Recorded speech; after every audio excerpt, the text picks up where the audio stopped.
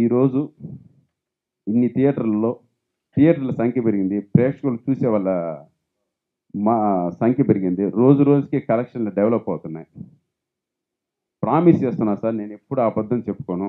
డిస్ట్రిబ్యూటర్లు కానీ ఎగ్జిబ్యూటర్లు కానీ అక్కడ ప్రతి ఒక్కరు నాకు ఫోన్ చేస్తున్నారు, అన్న డీమానిటైజేషన్లో మాకు ఫుడ్ పెట్టావన్నా నువ్వు అని చేతులు జోడించి మొక్కారు నాకు.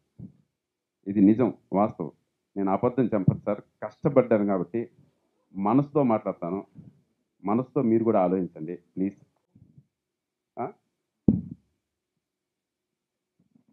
అది ఎలా జరుగుద్దో అర్థం కావట్లేదు మాకు. ఇప్పుడు ఇంతమందిని సంతోషంగా పెట్టాం, మీరు ఒక ఒక వ్యక్తి చేసిన చిన్న తప్పు మా తల్లిదండ్రుల్ని,